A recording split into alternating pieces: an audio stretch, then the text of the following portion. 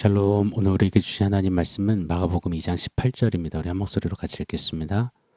요한의 제자들과 바리새인들이 금식하고 있는지라 사람들이 예수께 와서 말하되 요한의 제자들과 바리새인의 제자들은 금식하는데 어찌하여 당신의 제자들은 금식하지 아니하나이까?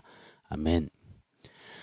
제가 처음 전도사 된 후에 함께 다니던 두 친구 전도사가 있었습니다. 학교 수업도 같이 듣고 사역도 함께 돕고 많이 어울렸습니다. 많이 밥도 먹고 이런저런 신학적인 또 목회 이야기도 하고요. 그중 한 친구가 걸핏하면 금식한다는 거예요. 금식 기도하러 기도원에 간다고요.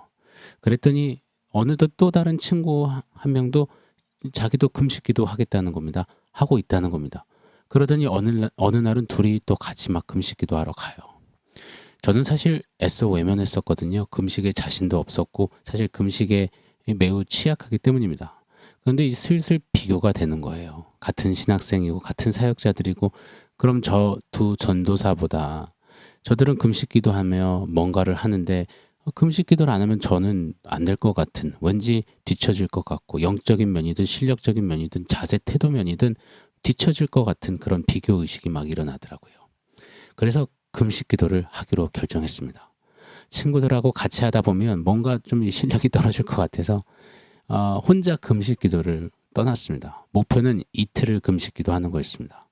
가기 전날 밤 저녁을 그냥 진짜 엄청 많이 먹었습니다. 저장하겠다는 물론 의도였겠죠. 그리고 당시 담당하던 우리 유스 학생들에게 전도사님은 금식 기도하러 간다. 2박 3일 기도원에 갔다 올게. 기도 많이 하고 오고 너희 위해서 금식 기도하고 올게. 그랬더니 아이들이 전도사님 대단하다고 엄지척 해주더라고요. 또 교회 장년 성도님들은 아이고 우리 전도사님 영성 있으시다며 그렇게 막 지켜 세워주시니까요. 금식이 이게 나쁘지 않더라고요. 나 괜찮은 사역자구나. 그래, 나 기도 많이 하고 그것도 금식 기도까지 하는 나 그런 사역자지.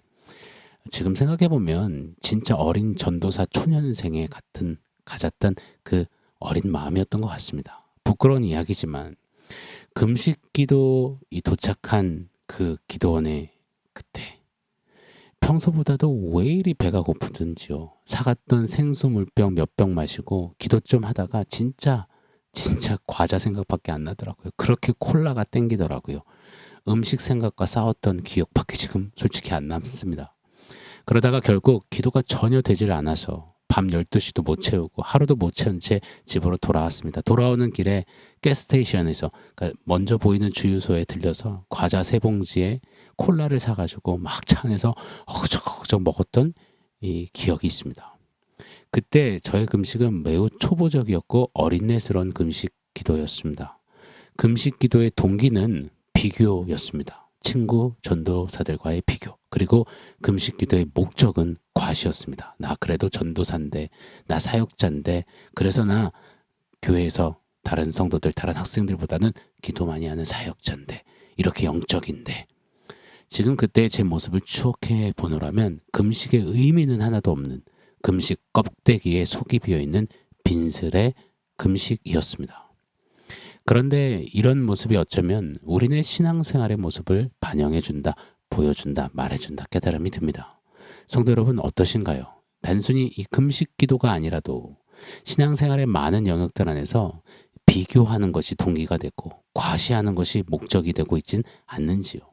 그런 모습은 우리 신앙생활을 빈 껍데기, 빈술에 빈 털털이로 만든다고 믿습니다. 오늘 우리 안에 자리한 이 비교와 과시의 신앙 태도, 신앙 모습이 조금 정리되어지고 정돈되어지고 절연히 잘라지기를 축원합니다. 잠깐 복습할까요? 마가복음 2장 1절부터 3장 6절까지는 총 5가지 논쟁 이야기가 담겨진 단락입니다. 첫 번째 논쟁 단락은 마가복음 2장 1절에서 12절이죠. 중풍병자를 고치시면서 죄를 사한다. 이 예수님의 죄를 사하시는 권세에 대해서 유대인들이 막 노발대발했습니다. 두 번째 논쟁 단락은 마가복음 2장 13절에서 17절이죠. 세리들, 죄인들과 함께 식사하시는 예수님에 대한 논란이었습니다. 어찌 저 세리들과 악한 죄인들과 함께 할 수 있는가 말입니다. 오늘 본문이 세 번째 단락입니다. 금식에 대하여 논란이 일어나는 겁니다. 오늘 본문을 제가 한 번만 더 읽어드리겠습니다. 18절입니다. 요한의 제자들과 바리새인들이 금식하고 있는지라 사람들이 예수께 와서 말하되 요한의 제자들과 바리새인의 제자들은 금식하는데 어찌하여 당신의 제자들은 금식하지 아니하나이까? 아멘. 세례 요한의 제자들과 바리새인들의 이 금식, 그 모습. 세례 요한은요, 사실 사역할 때 회개를 외쳤고 심판에 대한 메시지를 강력하게 외쳤었죠. 그래서 그의 제자들은요, 스승을 따라 늘 절제하며 금욕적인 삶을 살았습니다. 그래서 많이 금식하고 절제하고 그렇게 엎드렸었죠. 바리새인들은 말할 것도 없지 않겠습니까? 이들은 금식 매니아, 금식 중독자 수준이었습니다.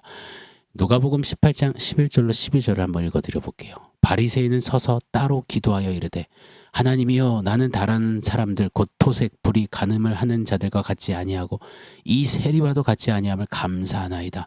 나는 일해에 2번씩 금식하고 또 소득의 11조를 드리나이다 하고. 이처럼 바리새인들은 사람들이 많은 곳에서 두 손을 들고 기도하며 나는 일주일에 2번씩 금식한다. 그걸 엄청난 자기들의 의로 여겼습니다. 당시 유대인들은 보통 1년에 대속죄일에 한 번 금식을 했습니다. 24시간 온종일 금식을 했죠. 이것이 유대인들의 이 통용되었던 보편적인 의무 금식 규정이었습니다. 그런데 대속죄일 뿐 아니라 사실 재난, 기근, 전쟁, 위기 상황들 앞에서 금식을 자주 하곤 했습니다. 그런데 더 나아가서 바리새인들은 일반 유대인들보다 더 경건하고 더 금욕적이고 더 좀 하드코어적인 신앙심, 의로움을 드러내고 싶어 했습니다. 그래서 그들은 일주일에 자발적으로 2번 금식을 했던 겁니다. 여하튼 오늘 본문의 사람들이 이렇게 봤을 때 금욕적인 세례 요한의 제자들, 또 금식하고 기도하는 열성부자 바리새인들에 비하면 예수님의 제자들은 지금 세리마태가 거하게 차려온 잔치상만 막 먹고 있는 것 같아 보이는 겁니다. 여러분, 예수님의 제자들 잘 아시잖아요. 늘 먹는 것 때문에 싸우고 음식 타령을 많이 했잖아요. 그러니 지금 얼마나 허겁지겁 개걸스럽게 먹었을지 안 봐도 비디오입니다. 그러니 사람들은 비교하는 겁니다. 요한의 제자들과 바리새인들, 또 예수의 제자들을 비교해보니 지금 예수의 제자들은 형편이 없는 겁니다. 금식도 안 하냐? 그러면서 그게 무슨 제자냐? 사랑하는 여러분, 사람들로 하여금 예수께 나아오지 못하게 하고 예수께 많은 관심은 두지만 예수님을 따르는 제자로 서지 못하게 하는 가장 큰 원인, 신앙을 깊이 있게 만들기는커녕 병들게 얄팍하게 만드는 가장 큰 요소, 바로 비교입니다. 마치 제가 전도사 시절에 친구 전도사들과 비교하면서 신앙의 모양새를 구색을 갖추려 했던 것처럼 말입니다. 비교는 우리의 신앙을 빈털터리, 빈 껍데기로 만드는 가장 큰 요인임에 틀림이 없습니다. 우리 일상에서만 봐도 그렇잖아요. 우리 정말 비교 많이 하는 그런 우리들 아닙니까? 제품만 해도 성능 비교하고 가격 비교하고 모양 비교하죠. 관계만 해도 외모 비교, 성격 비교, 직업 비교, 연봉 비교, 차 비교, 집 비교, 부모도 비교하고 자녀도 비교하고. 그래서 이 엄친아, 엄친딸 이런 말이 나왔잖아요. 엄마가 엄마 친구 그 이모 집에만 다녀오면 얼굴이 그늘지고 한숨 퍽퍽 쉬면서 그 집 애는 학원을 어딜 다니고 진도를 몇 학년 것까지 나갔고 영어를 어느 정도 하고 몇 시에 일어나서 공부하고 이것저것 다 하고 이렇고 저렇고. 그래서 엄마 친구 아들은 항상 완벽해 보이잖아요. 엄마 친구 딸은 항상 최고잖아요. 그 가볍게 듣고 지나갈 법한 그 엄친아 엄친딸 그 비교가요, 얼마나 자녀를 주눅들게 하고 스스로 죄인 취급하게 하고 평생을 나는 부족해, 나는 모자라, 나는 쓸모없어, 나는 이것저것도 못하는, 나는 실패자야, 루저야, 나는 아무리 해도 걔랑은 안 돼, 상대도 안 돼, 이런 패배감과 좌절과 포기와 그래서 우울감과 상실감을 갖게 하는 겁니다. 평생 말입니다. 사실 엄마도 그래요. 엄마 친구가 그게 진짜 말하는 게 사실일지 아닐지, 엄마 친구가 그 도치맘일지 어떻게 알아요? 고슴도치도 자기 새끼들 이뻐 죽겠다는 그 도치맘 말입니다. 자기 딸이 그냥 평범한데도 자기 눈에는 너무너무 뛰어나고 대단해서 그래서 최대로 부풀려서 과장하는 그 과장일지도 모르잖아요. 그런데 그걸 고지고대로 믿고 돌아와서 내 친구 딸은 이러쿵저러쿵 해서 비교하는. 여러분, 근거 없이 필터 없이 그냥 보는 대로 비교하면 큰일 나는 겁니다. 듣는 대로 보고 그대로 믿고선 비교하면 상대를 평생 비교의 감옥에서 가두어둘 수 있음을 잊지 않아야 합니다. 잘 보니 이 비교할 때 주로 사용하는 게 우리 눈이지 않습니까? 비교할 때 우리는 온 마음을 전심을 쏟지 않습니다. 즉흥적으로, 즉각적으로, 일시적으로 그저 보여지는 대로 비교하기를 너무 잘합니다. 제가 이따금 말씀드리잖아요. 눈은 한계투성이라고요. 눈은 거리와 크기의 역설에 놀아난다고요. 컵과 별을 보고선 컵이 더 크다고 해석하잖아요. 보잖아요. 가까이 있으면 멀리 있는 별보다 컵이 더 크게 보인다고. 아닌 줄 알면서도 그리 보는 대로 믿고 사는 겁니다. 하나님도 크시지만 멀리 있다 여진이 작게 여기고 그저 티끌 같은 나는 내 코앞 내 눈앞에 있으니 크다 보는 겁니다. 그렇게 보고 그렇게 믿고 그렇게 해석하고 그렇게 살아갑니다. 그 역설 한계투성인 눈으로 인생은 비교하는 거예요. 하나님은 멀리 있으니 작으니 저기 두고 그저 내 컵, 네 컵 그러면서 계속 쳐다보고 비교하는 겁니다. 내 컵은 둥근데 쟤는 길다랗고 나는 따뜻한 커피인데 왜 쟤는 아이스 아메리카노가 담겨있고 나는 컵이 작은데 왜 쟤는 세숫대야처럼 컵이 크지. 내내 비교하는 겁니다. 나와 상대를 또 상대끼리도 비교해요. 걔는 너보다 이렇쿵저렇고 네 컵은 얘 컵에 비하면 뭐가 어쩌고 저쩌고 그렇게 상대를 비교 채찍으로 채찍질하는 겁니다. 비교 싸대기를 때리는 거예요. 비교 손톱으로 핥히는 겁니다. 사랑하는 여러분, 역설 한계투성인 눈으로 가볍게 보고서는 쉽게 비교하지 마십시오. 스스로를 타인과 비교하지 마시고 타인과 타인을 비교하지 마시고 학대하지 마십시오.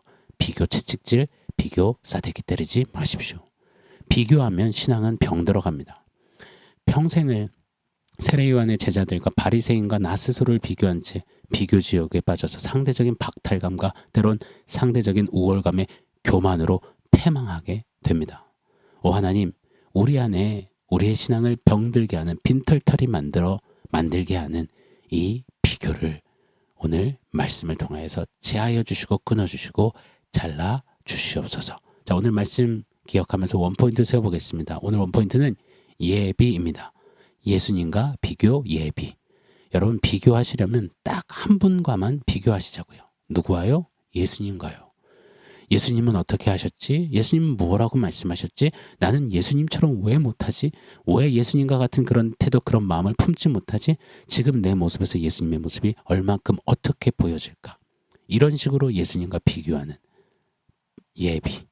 그래서 신앙의 이 아름다움을 깊이를 찐함을 능력을 승리를 늘 예비하는 저와 여러분 우리가 되기를 축원합니다. 내일은 비교와 과시 중에 이 과시에 대해서 좀 더 나누어 보도록 하겠습니다. 사랑하는 성도 여러분, 오늘 말씀과 원포인트 기억하면서 우리 함께 기도하겠습니다.